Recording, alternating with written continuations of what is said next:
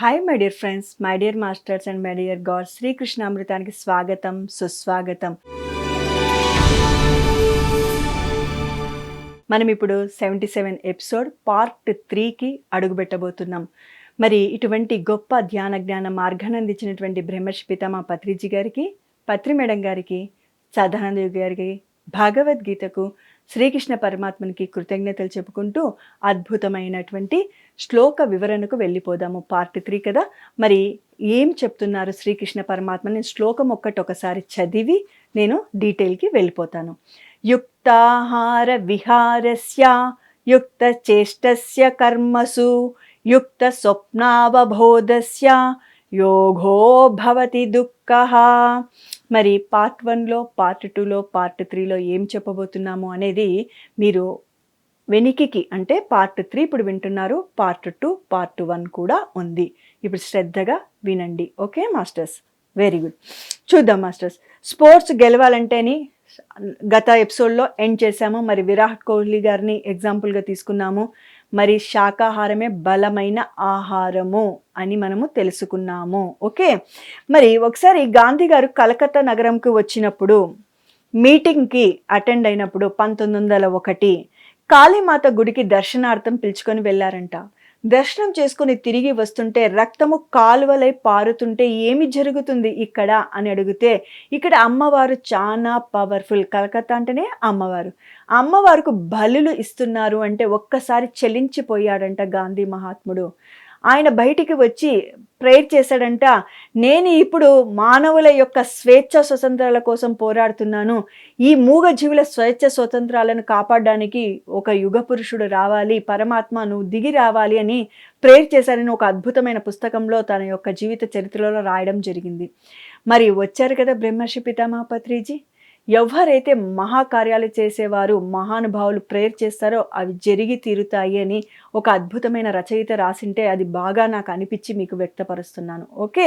మరి అమ్మవారి బలుల గురించి మాట్లాడదాం. ఇప్పుడు గాంధీజీది వచ్చింది కాబట్టి మరి చాలా మంది అంటారు, మా ఇంత చెబుతున్నారే, మరి ఆ అమ్మనే మనల్ని అందరికీ తల్లి ఎవరు? అమ్మ, ప్రకృతి మాత.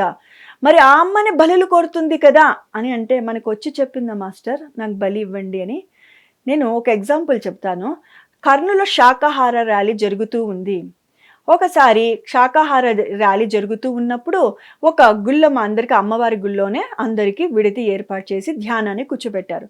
నేను అప్పుడు అందరం అనుకుంటాం కదా, ఈ ప్రపంచమంతా శాకాహారమయం అవ్వాలి, ఈ మూగజీవులు హింస నుంచి బయటపడాలి అన్నప్పుడు నేను అమ్మవారికి ఏమని అడిగానంటే, అమ్మా నువ్వు ఒక్కసారి ప్రత్యక్షమై అంతను అలంకరణతో మొత్తం నువ్వు త్రిశూలం అంతా, మా వాళ్ళు లేకపోతే నమ్మరు కాబట్టి, ఒక్కరికి నువ్వు కనిపించి నేను కోరలేదు హింస అని నువ్వు చెప్పావనుకో అమ్మా, ఇప్పుడు సోషల్ మీడియా ఉంది, అంత తొందరగా పాగిపోతుంది, నువ్వు అందరికి కనిపించాల్సిన అవసరం కూడా లేదు అని చెబితే నా అంతరంలో నుంచి జవాబు వచ్చింది. అది సరదా అనుకోండి, నమ్మండి, నమ్మకపోండి, ఎవరిష్టం వాళ్ళది. ఓకే.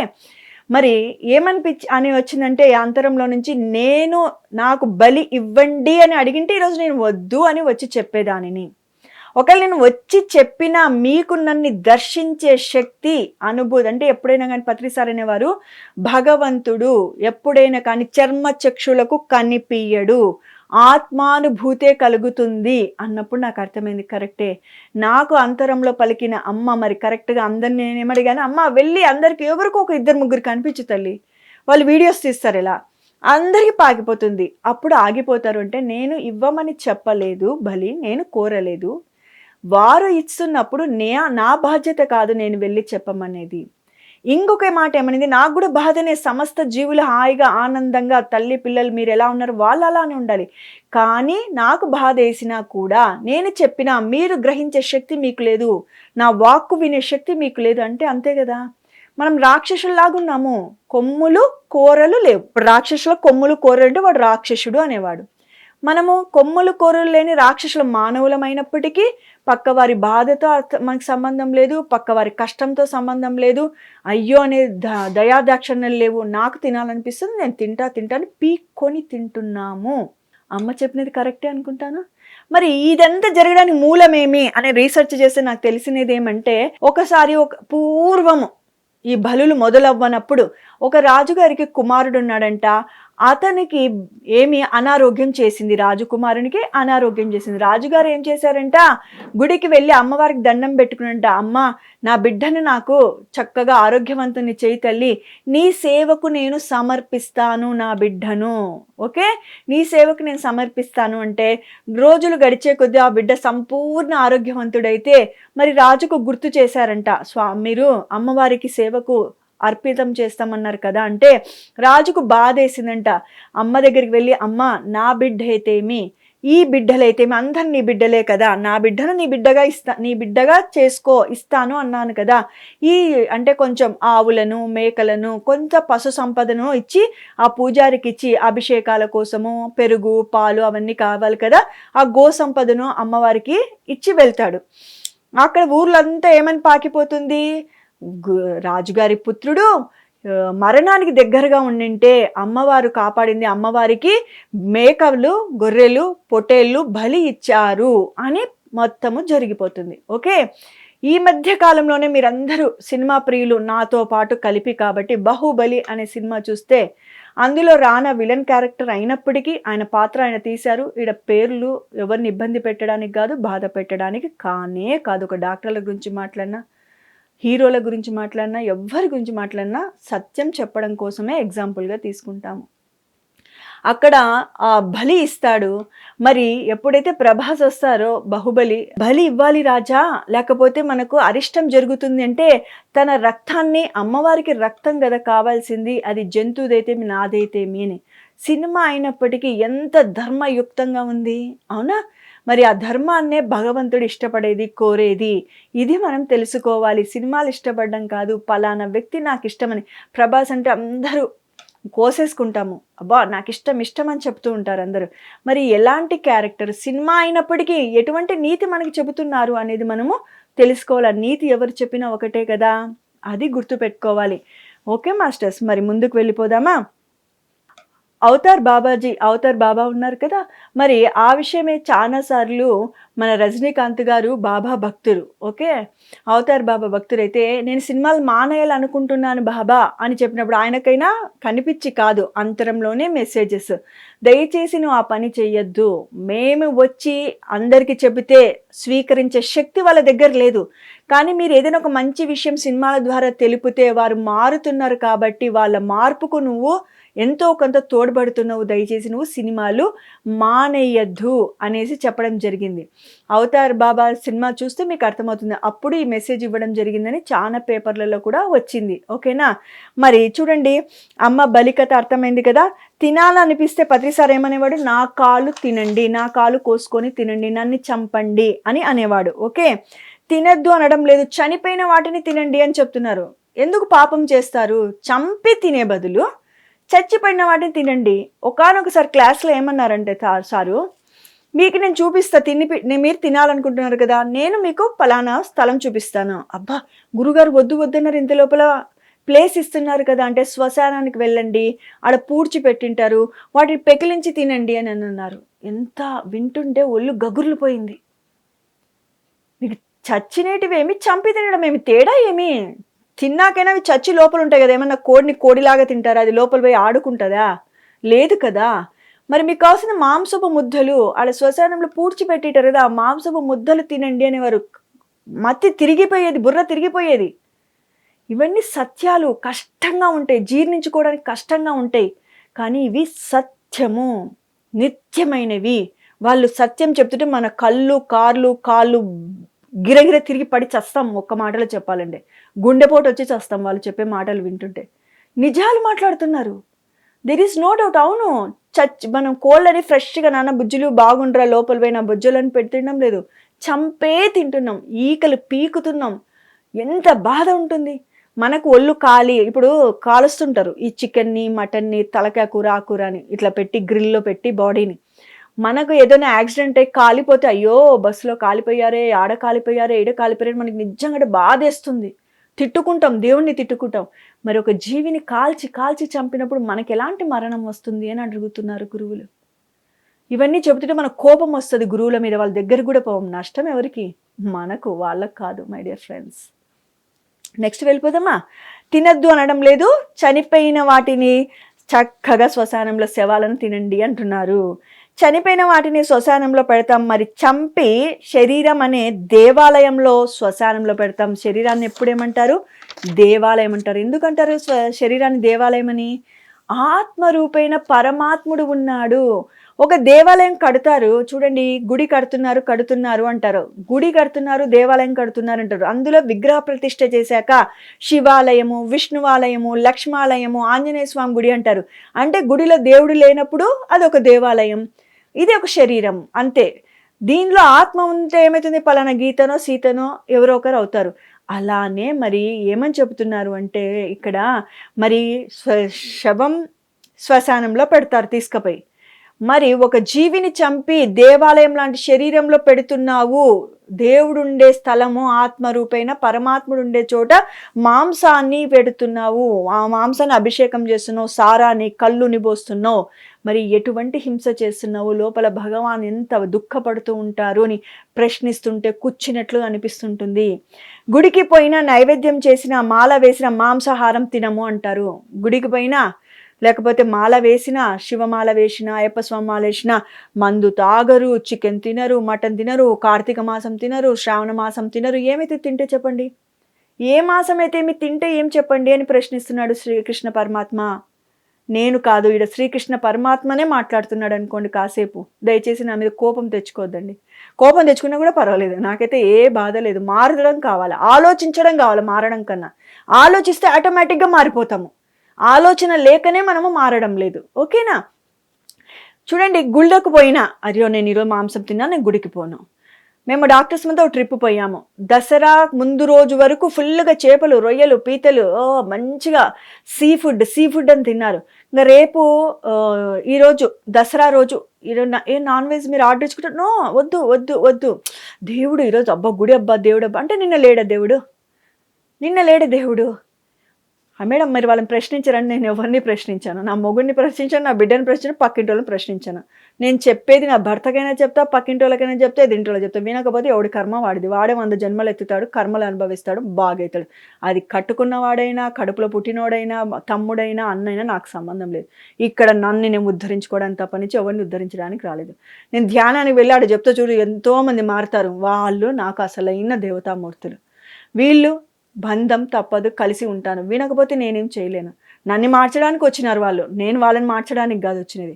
నాలో సహనం, ప్రేమ, దయాన్ని నేర్పించడానికే, నన్ను ఇబ్బంది పెట్టడానికో బాధ పెట్టడానికో, నాకు పాఠాలు నేర్పించడానికి వచ్చిన దేవతలు. అంతకుమించి ఇంకొక మాట మాట్లాడడానికి నాకు హక్కు లేదు. ఓకే, మరి మాల వేసినా తినము, షిరిడి సాయిబాబా మాలేసినా, అమ్మవారి మాలేసినా, అయ్యప్ప స్వామి మాలేసినా తినము. ఏమి అప్పుడు ఎందుకు తినకూడదు? మరి దేవుడికి నైవేద్యము పెట్టము. ఈ మధ్య కాలంలో అడుగుతున్నారు, ఏమని అడుగుతున్నారు? కన్నప్ప పెట్టాడు కదా, కన్నప్ప కన్ను తీసి పెట్టాడు, మనకంత భక్తి ఉంటే యథేచ్ఛగా తినండి అమ్మా అని చెప్పాను. నాకు తెలియకుండానే ఆన్సర్ వచ్చింది ఆ రోజు. అంటే దీన్ని బట్టి అర్థమేమి? భగవంతుడు మన చేత మాట్లాడిస్తున్నాడు. ఆయనకు తెలుసు ఏ ఆన్సర్ ఇవ్వాలనో. నేను ఏ మాత్రం తికమక్క పెట్టకుండా టక్కున ఆన్సర్ ఇచ్చినాను అంటే నాకు అర్థమైంది, పరమాత్మ ఎంత నీకు దయ నాయన మా అందరి మీద. లేకపోతే ఈ అనుమానం నివృత్తి కాకపోతే వాళ్ళు అవును కన్నప్ప పెట్టినాడు, శివుడికి పెట్టారు, మేమెందుకు తినకూడదు అని మూర్ఖంగా వాదిస్తున్నారు. దీన్ని బట్టి అర్థం ఏం చేసుకోవాలి? ఎవరు భక్తి అందువంటి భక్తి కన్నప్పకు తెలియక తెలిసాను కాదు. చూడండి, భార్య పండగని పాయసం అవన్నీ వండి పెడితే నేను ఖచ్చితంగా పావురాన్నో పిట్టనో ఏదో ఒకటి పట్టుకొస్తాను, నేను తింటా, నీతో తినిపిస్తా అని పోతాడు. ఆ రోజు ఒక్కటి కూడా దొరకదు. మరి దీన్ని బట్టి అర్థమేమి? మరి ఆ భక్తి విపరీతమైన మమకారం. ఒక అమ్మాయిని ఇష్టపడితే ఎంత ప్రేమలో ఉంటాడో అంత భక్తిలో ఉంటాడు భక్త కన్నప్ప. ప్రియురాలకి ఏమైనా కావాలంటే బిల్డింగ్ కావాలన్నా, ఆకాశాన్ని కింది తెచ్చేయాలన్నా, నెలవంక తెచ్చేయాలా అన్నట్టుగా భగవాన్తో అంత మమేకమై ఉంటాడు. అంత ఇష్టపడనోడు బలిస్తుంటే ఆపుతాడు కదా. మరి అదే అమ్మవారికి ఎందుకు బలిస్తున్నారు అని అనేసి. అలానే మరి భక్త కన్నప్ప అంత భక్తి మనకుంటే నువ్వు ఆలోచించు. భక్త కన్నప్ప భక్తికి మురిసిపోయాడు. ఆయన తినలేదా, బాగుంది ఆయన కొంచెం సాల్ట్ అయ్యి పెప్పర్ అయ్యి అనలేదు శివుడు. ఓకే, ఆయన భక్తికి మురిసిపోయాడు, పరీక్ష పెట్టాడు. అర్జునుడే ఇప్పుడు భక్త కన్నప్ప. అది తెలియదు మనకి. మూర్ఖపమైనటువంటి వాదనలు మాత్రం మనలో మొలుస్తూ ఉంటాయి. ఎందుకంటే మన ఆహారం అలాంటిది. మనం ధ్యానం లేదు, జ్ఞానం లేదు. మన మాటలు అలానే ఉంటాయి, మన చేష్టలు అలానే ఉంటాయి. దాంట్లో తప్పేమీ లేదు. ఓకేనా? నెక్స్ట్ వెళ్ళిపోదామా? మరి వ్రతాలు చేసినప్పుడు ఇంట్లో వ్రతం చేస్తారు, సత్యనారాయణ స్వామి వ్రతము. చాలా మందిని అడిగాను, మేము ఆ పాత్రలో ప్రసాదం వండి పెడతారు కదా స్వామికి కేసరి, అయ్యో మా దేవునికి నైవేద్యం అప్పుడు వేరే పాత్రలు ఉంటాయి, ఆ నీచు వండిన దాంట్లో మేము వండము అంటే, ఆ పాత్రలే పనికి రాకపోతే మరి శరీరం అనే పాత్రలో మాంసం వేస్తున్నావు, నువ్వు భగవంతుని పూజకి ఏ విధంగా పనికొస్తావని గురువులు మనకి ప్రశ్నిస్తున్నారు. తల మనకి ఒక్కసారి గిర్రున తిరుగుతుంది మాటలన్నీ వాళ్ళు అడుగుతుంటే. వాళ్ళు కూడా మనల్ని ప్రశ్నించడం లేదు, ఆలోచించండి, మారండి అని చెబుతున్నారు. వారికి మన మీద కసి లేదు, పగ లేదు. మనం మారితే వారికి బ్రహ్మానందము. ఓకే, చూద్దామా? మరి పూజలు జరిగినా, హోమాలు జరిగినా, పెళ్ళిళ్ళు జరిగినా, పెళ్ళిళ్ళ శుభకార్యం జరుగుతుంది, అయ్యో నాన్ వెజ్ లేదు, దేవుణ్ణి చేశాము నాన్ వెజ్ లేదు, సున్నాలు కొట్టాము నాన్ వెజ్ లేదు. మరి అంతే అయిపోయినాక పెళ్ళైనాక 10 రోజులు అయినాక దావత్ అని ఇస్తారు. ఏమి అప్పుడు తినొచ్చా? అప్పుడు హింస చెయ్యొచ్చా? అప్పుడు ఆ భార్యాభర్తలకు ఏమి కీడు కట్టుకోదా? ఎంత మూర్ఖపమైన ప్రజలం కదా మనము. చూడండి, వ్రతాలు చేసినా, పూజలు చేసినా, హోమాలు చేసినా, పెళ్ళిళ్ళు చేసినా కూడా ఏం చేస్తారు? మరి నాన్ వెజ్ తినరు, మాంసాహారాన్ని తినరు. తర్వాత చక్కగా వండుకొని తింటారు. అది తప్పంటారా, రైట్ అంటారా? ఆ పాత్రలే పనికి రావని అంటారు. మరి ఇప్పుడు ఎక్కడ తప్పులు చేస్తున్నాం, ఏది రైటు ఏది రాంగు మనకు ఎవ్వరు చెప్పేటోళ్ళు లేరు. మరి ఎందుకు అర్థం కాకుంది? మనకి చెప్పేటోళ్ళు లేక అర్థం కాకునుంది. ఈ విధంగా మనకి అర్థమయ్యేటట్లు చెప్తే, మనం ధ్యానం చేస్తే, జ్ఞానం పొందితే మన లోపల నుంచి ప్రశ్నలన్నిటికీ సమాధానాలు వస్తాయి. ఇన్ని ప్రశ్నలకు సమాధానం అనుదినము గంటల తరబడి చేసిన సాధన కాబట్టి ఈ అంతరంలో నుంచి జవాబులన్నీ నాకు రావడం జరిగింది, నేను మీకు పంచడం జరుగుతుంది. ఓకే, రోగాలకు కారణం హింస అని అంటున్నారు. మనకి ఏదైనా జబ్బు చేసిందంటే ఏమని చెప్పేవారు పత్రిజీ సారు? గుండె నొప్పి వచ్చింది, నువ్వు ఒకప్పుడు గుండెకాయలు తిన్నావయ్యా అన్నారు. చాలా మంది కోపం వస్తుంది ఈ మాట అంటే. చిన్న బిడ్డలు పుట్టింటారు కదా, పుట్టుకతోనే గుండెతో హోల్స్ వచ్చాయి అని చెప్తూ ఉంటారు. పలానా అనారోగ్యంతో బిడ్డలు పుట్టారు అంటే దేవుడికి ఏమి ఉంది? కాళ్ళు చేతులు పక్షవాతంతో పుట్టారు, లేకపోతే చెయ్యి ఈడి వరకే ఉంటుంది, ఇక్కడ చెయ్యి ఉండదు. ఓకే, అప్పుడు అంటారు దేవుడు చెయ్యి ఇచ్చిలేడని. మరి కాలు ఇచ్చిలేడు, కాళ్ళు లేకుండా పుట్టడం, రకరకాల ప్రాబ్లమ్స్తో బిడ్డలు పుట్టినప్పుడు ఈ పసి బిడ్డ ఏం పాపం చేశాడని ప్రశ్నిస్తే, వాడి హిస్టరీ గతంది తీస్తే ఎన్ని నాన్ వెజ్ అంటే ఎన్ని లెగ్ పీసులు తిన్నాడో, ఎన్ని తలకాయ కూరలు తిన్నాడో, ఎన్ని గుండెకాయలు తిన్నాడో, దానికి తగ్గట్టే మన జీవితంలో అనారోగ్యాలు. మరి మనం భవిష్యత్తు జన్మ తీసుకున్నప్పుడు సంపూర్ణ ఆరోగ్యవంతులుగా ఉండాలంటే సరికాని ఆహారాన్ని వదిలేయాలి అని మనకి ఇక్కడ చెప్తున్నారు. ఓకేనా? Next masters. ఓకే, మరి చాలా మందికి మెడకు ఇలా వేసింటారు, ఏమని? దానికి స్పాండిలైటిస్ అంటారు. అంటే చాలాసార్లు పత్రిసార్ అనేవాడు, వాడు కోళ్ళ వ్యాపారం చేసింటాడు, ఎన్నో మెడలను ఇడ్చింటాడయ్యా, ఈరోజు వాడి మెడ తిప్పడానికి రాకునుంది అని అంటాడు. ఇవన్నీ గత జన్మ కర్మలను బట్టే వర్తమాన జన్మ ఉంటుంది అని పత్రిసారు ఎన్నోసార్లు చెప్పేవాడు. ఓకే, అలానే మొక్కలలో కూడా ప్రాణం ఉంటుంది కదా, మరి మొక్కల్ని ఎందుకు తినాలి అంటారు. ఒక టమోటా తెంపినా, వంకాయ తెంపినా, మామిడి పండు తెంపినా ఆ చెట్టు పడిపోదు, చనిపోదు. ఒక చింతకాయలు తెంపారనుకుందాం ఫర్ సపోజు, లేకపోతే మామిడికాయలు తెంపాను, మరీ పక్కన చిగురిస్తుంది. ఈడ కోడి ఒక లెగ్ కావాలి, లెగ్ పీస్ కావాలి, ఒక లెగ్ పీస్ తీసుకుంటాము, మరి దానికి మరి పుడుతుందా, మరి మొలకెత్తుతుందా? రాదు కదా, చంపేస్తున్నాం కదా. మరి ఇంకొక మాట కూడా చెప్పారు గురువుగారు, నాయన సృష్టిలోకి ఒక లెక్క ఉంది, సృష్టించే శక్తి ఉన్నవాడికి భక్షించే అర్హత ఉంది. ఇదొక్క మాట చాలు మనం మతిపోతుంది. అంటే నువ్వు వంకాయ చెట్టునైనా, టెంకాయ చెట్టునైనా, బియ్యాన్నైనా, పప్పునైనా సృష్టించే శక్తి ఉంది కాబట్టి నీకు భక్షించే అర్హత ఉంది. నీ కోడిని సృష్టించే శక్తి ఉంటే, మేకను సృష్టించే శక్తి ఉంటే, గేదెను సృష్టించే శక్తి ఉంటే, చేపారొయ్య పిత ఎనీ యానిమల్ సృష్టించే శక్తి ఉంటే నీకు భక్షించే అర్హత ఉంది పో అని చెప్పేవాడు. ఎంత కష్టంగా ఉంది మేడం ఈ క్లాసులన్నీ, మేము ఇన్ని బాగా విన్నాం, ఇవి మాత్రం వినలేకపోతున్నాం అనుకుంటే క్షమించండి దయచేసి. సత్యం తెలుసుకోవాలి, కష్టంగానే ఉంటుంది సత్యం, కానీ ఆచరించినాక మన జీవితం ఎంత మధురంగా ఉంటుందో. ఓకే, మాంసం తినే పులి ఏమి ఇప్పుడే చెప్పుకున్నాం గత శ్లోకంలో, మాంసమే తింటుంది కానీ, ఆవు గడ్డే తింటుంది కానీ, మానవుడు వెజిటేరియన్ కావాలి, నాన్ వెజ్ తినాలి. నాన్ వెజ్ తిని అంటారు, అమ్మ వద్దమ్మ ఇంత పప్పుచారు చెయ్యి, ఒక ఆవకాయ బద్దు ఉంటే చాలు, తిని బోరు అంటారు. మరి ఇదే చేశారనుకోండి, సాంబారు, పళ్ళు, పచ్చళ్ళు, అబ్బా నాన్ వెజ్ తినాలని ఉంది అంటారు. ఎవడు మూర్ఖుడు, ఎవడు అజ్ఞానుడు? మనలో ఉంది అజ్ఞానం. ఓకే. మరి జీర్ణక్రియలో కూడా ముందుగానే చెప్పుకున్నాము. 40 గంటలు 48 గంటలైనా మాంసాహారము జీర్ణము కాదు అని తెలుసుకున్నాము. ఇంకొక గొప్ప విషయం చెబుతాను. ఇప్పుడు మనము చనిపోయినప్పుడు, మనకు మానవుడు చనిపోయినప్పుడు, ఇప్పుడు జంతువులు చెప్పి మరి మానవుడికి అని అడగొద్దండి. ఈ 2 కంపారిజన్ కోసమే చెప్తున్నా. ఈ శరీరము శవమైనప్పుడు మనమందరం గమనించింటాము. ఏం గమనించింటాము అంటే నవరంధ్రాల్లో నుంచి ఈ జ్యూసెస్ అన్ని బయటికి రాకుండా పత్తులు పెడతారు. కాటన్, ఈడ కాటన్, ఈడ కాటన్, ఇక్కడ కాటన్, ఈ తలను ఇక్కడ నుంచి ఇలా కడతారు. ఎందుకంటే ఈ నోట్లో నుంచి జ్యూసెస్ రాకుండగా. ఓకే.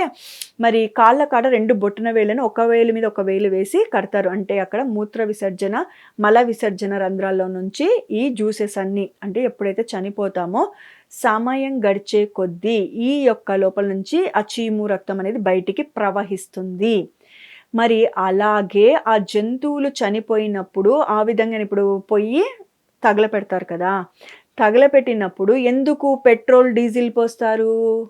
కిరోసిన్ కన్నా పెట్రోల్ డీజిల్ ఎందుకు పోస్తారు? బాగా తొందరగా తగలబడిపోతుంది. తగలపెట్టినప్పుడు అంటే మంట పెట్టినప్పుడు, బాధ పెట్టాలని కాదు, ఎవరమైనా తప్పదు చనిపోయాక ఆ శరీరాన్ని ఖననం చేయాల్సిందే. ఆ ఖననం చేసేటప్పుడు అందులో నుంచి జ్యూసెస్ అన్నీ బయటికి, యాసిడ్స్ అన్నీ బయటికి వస్తాయి. యాసిడ్స్ చాలా డేంజర్ అని చెప్తారు. అందుకోసం ఆ డీజిల్తో తగలబెడతారు. మరి జంతువు చంపేసినప్పుడు కూడా యాసిడ్స్ అన్నీ బయటికి వస్తాయి. ఆ యాసిడ్సే కాకుండా అది మనం చంపుతాము, కోళ్ళని తెచ్చి బోన్లో పెట్టింటాం, అది కుక్కురుకో అని అంటుంటుంది. నీకు ఆ భాష తెలియదు, కానీ భగవంతునితో ఏమని చెప్తుంటుంది? భయంతో జీవిస్తుంటే నా పిల్లలు, నా భర్త, లేకపోతే నా భార్య. ఓకే. ఆ వారి కూడా మనలాగనే కదా అవి కూడా. వాటికి కూడా ఎంత బాగా చూసుకుంటాయి అవి పక్షులు తమ పిల్లల్ని. మన కోపం వస్తే పిల్లల్ని ఇంట్లో నుంచి పో అంటాం. వాటిని అలా అనవు కదా, వాటికి ఇంకా మమకారం కదా ఎక్కువగా. మరి ఆ మరణకాలంలో అవి బాధపడుతూ మరణిస్తే, భయంగా బాధగా మరణిస్తే, ఆహారం తిన్నాక మనము కూడా జీవితం ఎలా ఉంటుందంటే ఎప్పుడు భయంగా ఉంటారు, ఏదో కోల్పోయినట్లుంటారు. దానికి కారణము నువ్వు తిన్న ఆహారం బట్టి నీ యొక్క నీ ఆలోచనలు బట్టి నీ కర్మలు. ఓకేనా. మరి అటువంటి యాసిడ్స్ మనం అటువంటి ఆహారాన్ని తిన్నప్పుడు మనం శరీరం తొందరగా డ్యామేజ్ అవ్వడానికి, అనారోగ్యం పాలవడానికి అది కారణం. ఎస్పెషల్లీ పిఎస్ఎస్ఎం మూమెంట్లో చాలామంది పత్రిజీ సార్ వచ్చినాక గురువుగారి బోధనలతో శాకాహారులుగా మారిపోయారు. వారు ఇప్పుడు ఎలా ఉన్నారయ్యా, అప్పుడు ఎలా ఉన్నారయ్యా అంటే, నాకు వాళ్ళు చెప్పిన ప్రకారం, నేను వాళ్ళని చాలామంది నేను కూడా పరిచయం నేను అందరిని కలుస్తూ ఉంటుంటా కాబట్టి నాకు భలే అనిపిస్తుంది వాళ్ళు చెప్తుంటే. ఇంత పొట్టలు వేసుకొని ఉన్నారు ఎప్పుడు ధ్యానానికి రాకముందు. ధ్యానానికి వచ్చాక ఆ సార్ వాళ్ళు ఏమనిపిస్తుంది, సన్నగా చక్కగా యాక్టివ్గా ఉన్నారు.